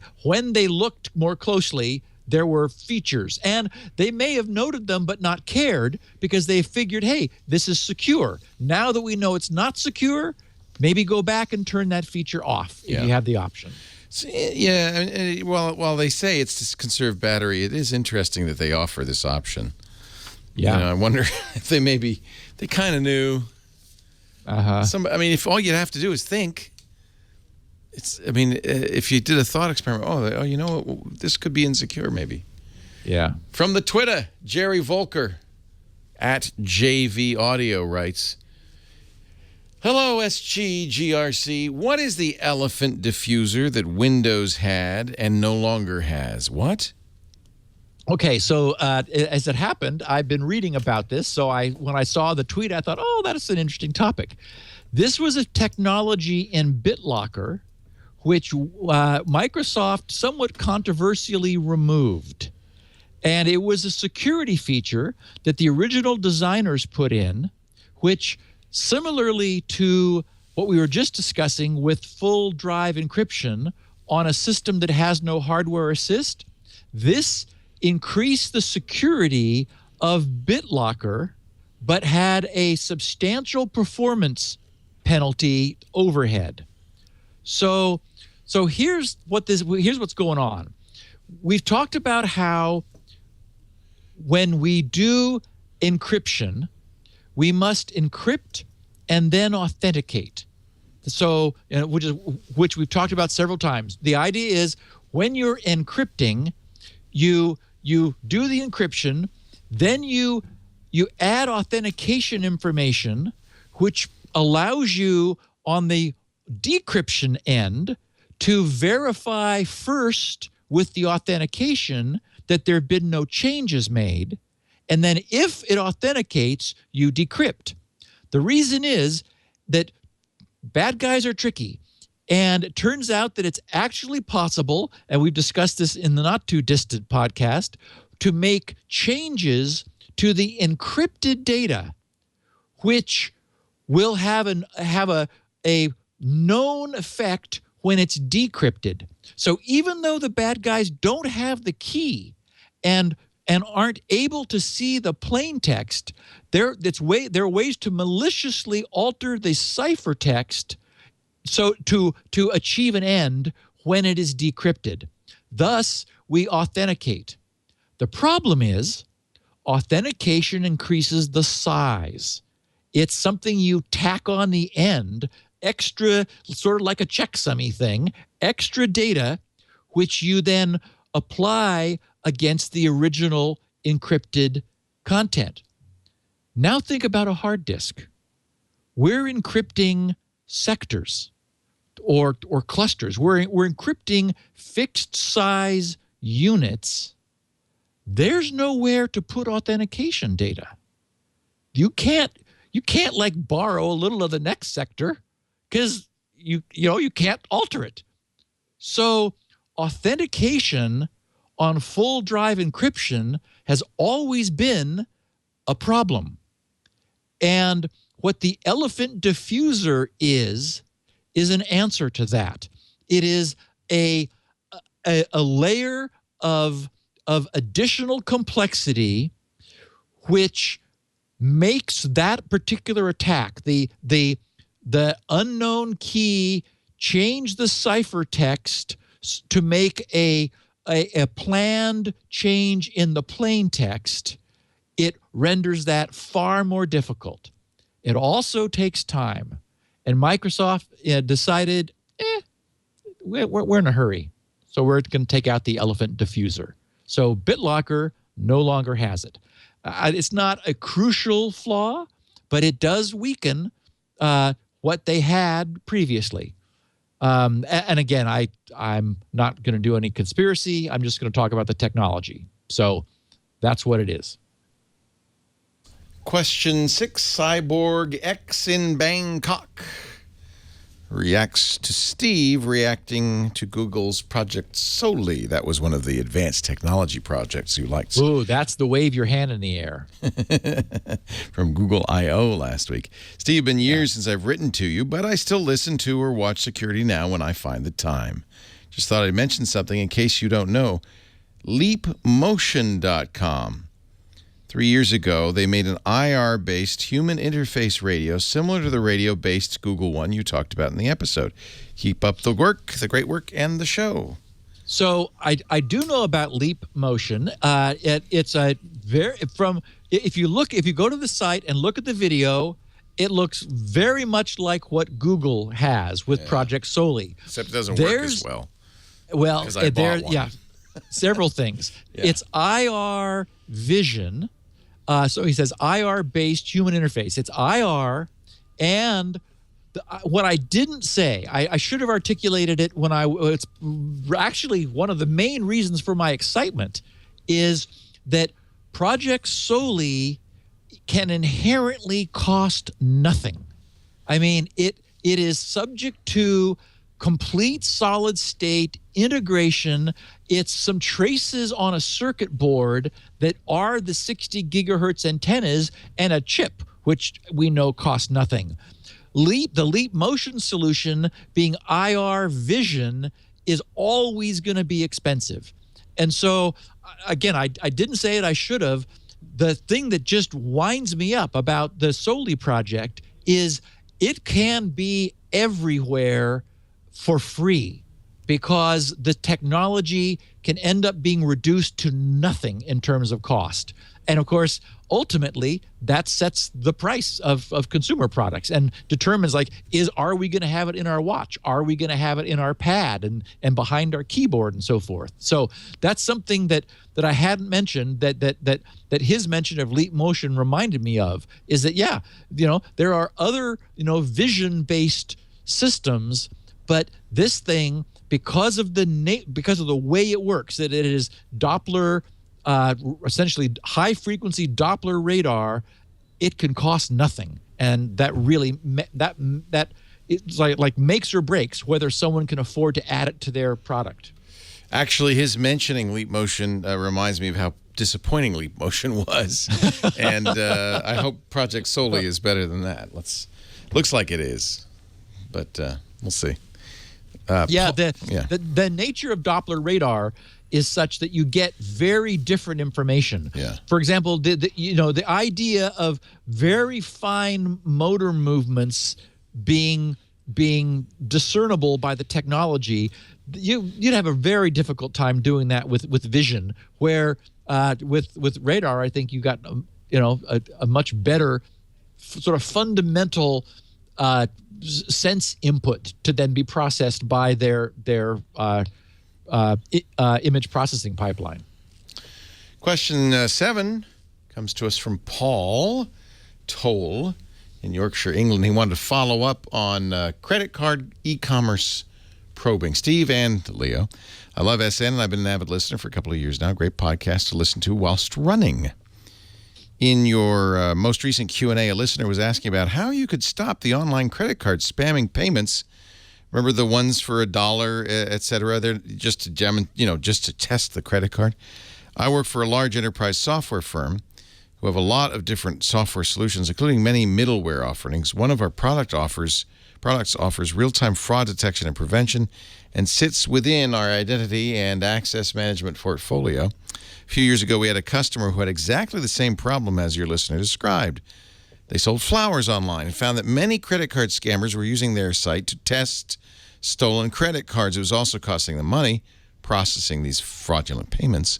Right. We provided them with our real-time fraud detection and prevention engine, which looks at transactions in real time and identifies fraud based on a whole range of factors, including user, device, location, behavior, and predictive analytics. Sounds like profiling to me. You use the policy engine to configure the rules and policies for what you need.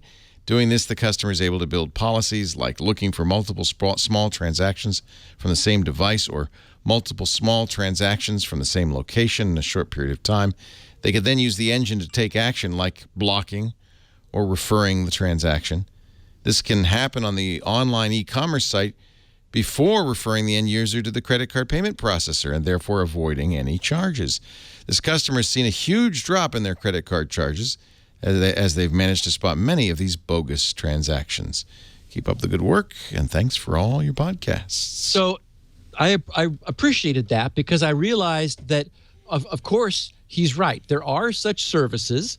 And when I responded, well, there's really no way, I was thinking in terms of a single transaction, like blocking a single transaction.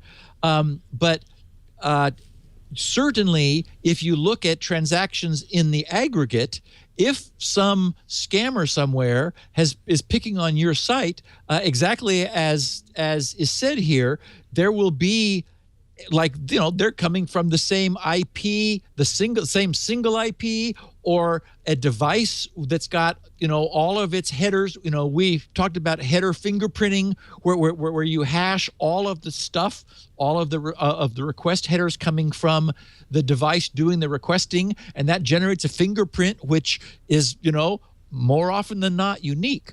There are clearly things that a system could lock on to if it wanted to proactively prevent this from happening. So while, it's not possible to block a single payment, I appreciated Paul's mentioning that there are systems that do more of a heuristic analysis.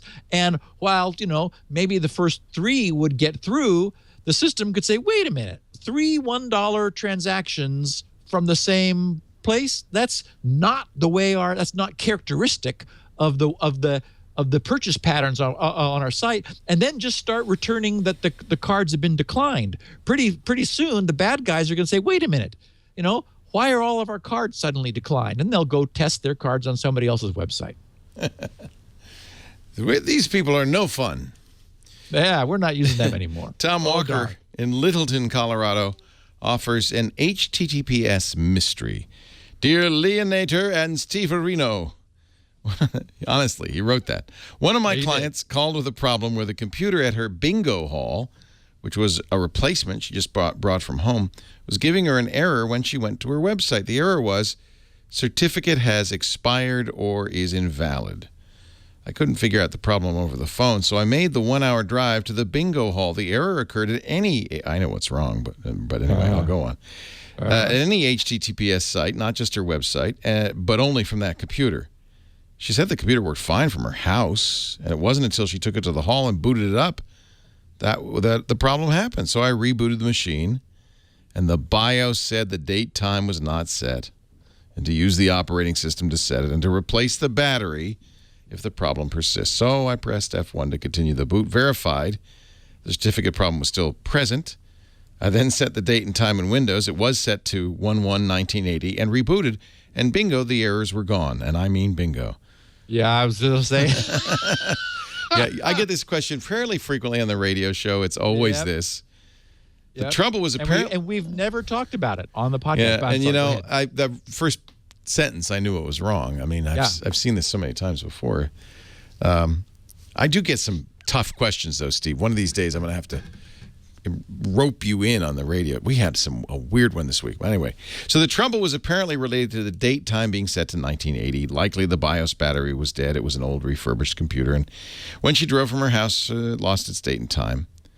But 1980 does not make the certificate expired because it had an expiration date of 2016. So what's the deal?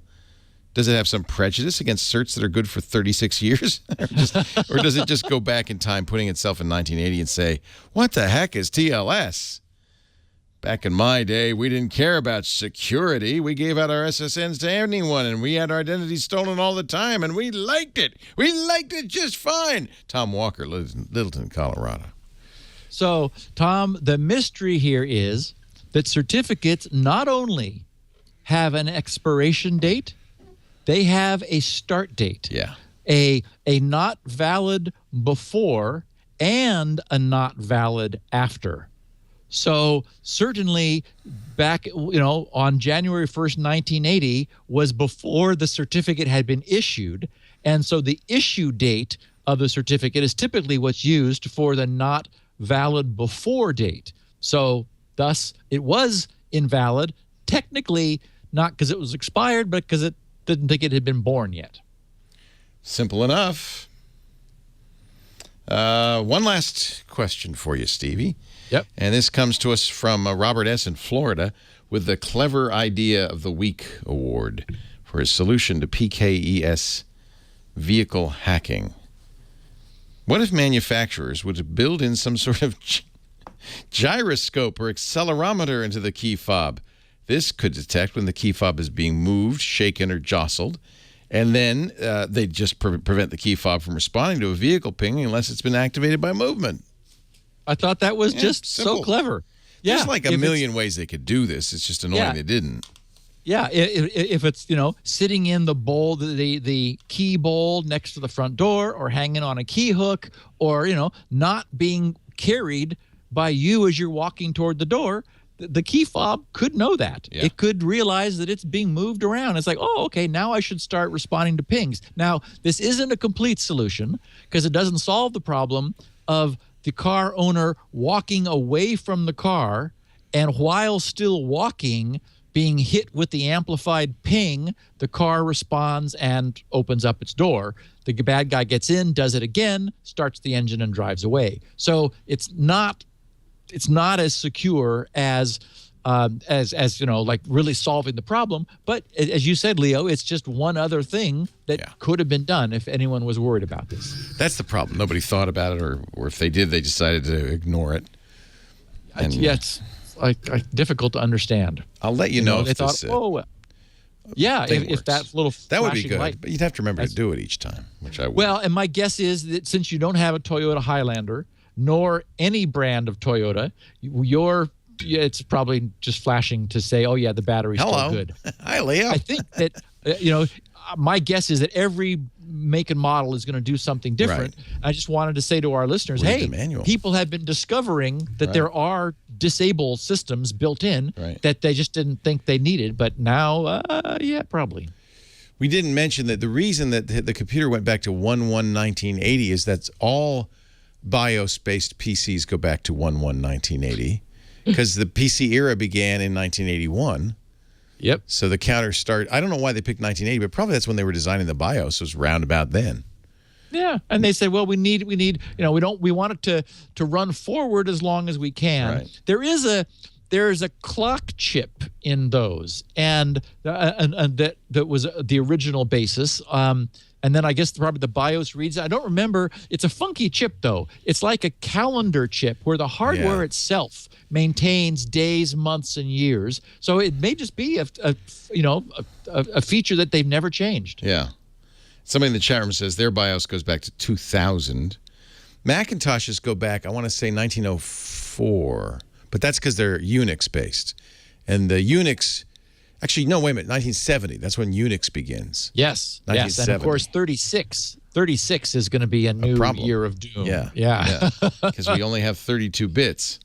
Yep. And we're burning them up, just like our IP4 address space. A bit a second, every second. Steve Gibson is at grc.com. That's where you'll find Spinrite, the world's best hard drive maintenance and recovery utility. That's how he makes his bread and butter, but there's so much free stuff there. He's so generous. It's also where you should go if you have a question for Steve, grc.com/feedback, or you can tweet him at SGGRC. That's his Twitter handle. You can also get 16 kilobit and 64 kilobit audio versions of the show there. You can get transcripts, fully human-written, fun, wonderful transcripts at grc.com. We have at twit.tv/SN audio and video as well. And you can also get it wherever you get your podcasts like iTunes and so forth. You can watch live 1:30 p.m. Pacific, 4:30 p.m. Eastern Time, 20:30 UTC every Tuesday right after Mac Break Weekly. And I think that's everything I have to say. Mentioning the transcripts, I'm reminded that I got a panicked, horrified email from Elaine, our wonderful transcriptionist, saying that she was driving somewhere and happened to look up at a billboard or something, and she gasped and realized she had spelled segue incorrectly. She spelled it G-U-E. For the last 3 podcasts. So what I received was corrected transcripts. Wow. For every use of the term segue with an apology. I said, Elaine, she said, I'm so sorry. I said, hey, who could ask for more than you recognizing that there was a problem and you fixed it? I said, when I'm posting this week's transcript, I will update all the other ones and correct the little typo. So who would have thought we'd say segue in 3 different episodes? Yeah, Segway is a brand. It's spelled W-A-Y. And I think they want you to say, what's a Segway? And you could say, well, they're about 60 pounds.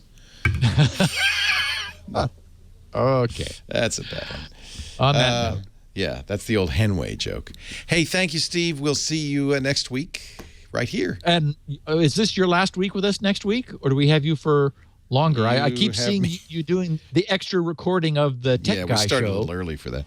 Let's see. I'm leaving. The first one you'll miss me will be July 1st, I think. Oh, we got you. We got plenty of time. Yeah, I'm leaving.